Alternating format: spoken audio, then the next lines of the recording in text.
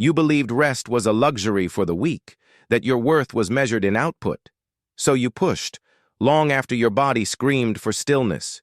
You became fluent in "I'm fine," expert in powering through, master of the tired smile that masked your need. You perfected the art of disappearing behind the grind.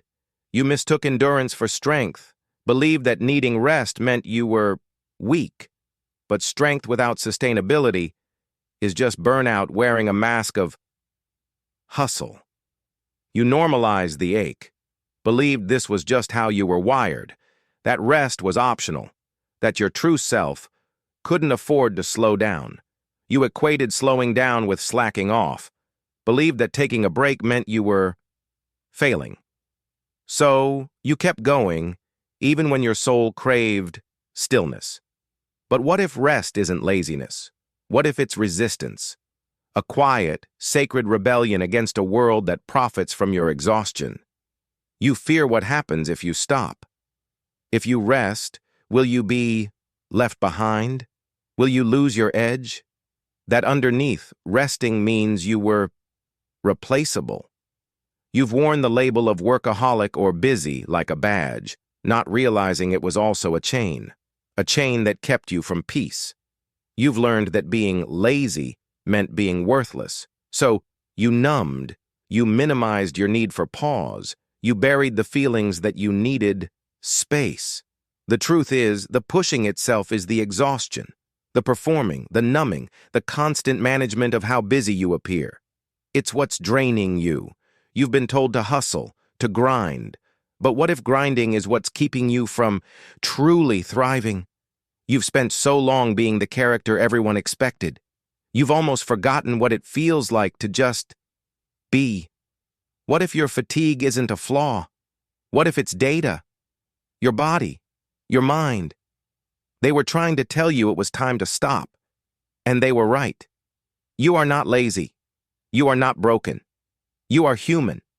And being human means having limits, having needs, having a right to exist without constant motion. Real strength, real presence isn't built on your performance of busyness. It's built on your ability to be present, exactly as you are. Healing is not about erasing the past, it's about integrating it, making peace with the part of you who learned to push, and giving her permission to pause now. You are allowed to be tired. You are allowed to be uncertain.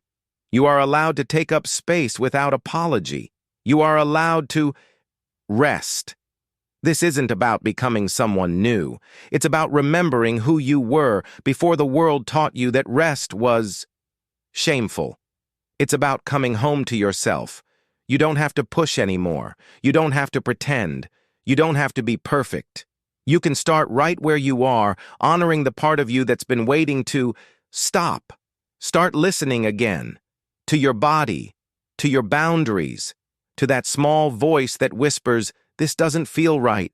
It's time to stop normalizing what harms you and start honoring what nourishes you.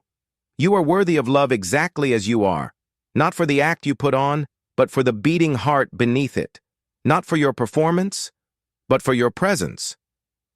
Healing is not about erasing the past. It's about rewriting the story, not to forget the pain of pushing, but to understand its role and reclaim your power to pause. The pressure you carried was never yours alone to bear. It was a burden placed upon you by a world obsessed with hustle, and now, it's time to lay it down. You are not broken. You are human. You are complex. You are worthy of love, support, and gentle healing, exactly as you are. If this resonates, you're not alone. For a gentle guide to help you reclaim rest as sacred, understand your nervous system, and heal from the inside, explore the link in the description.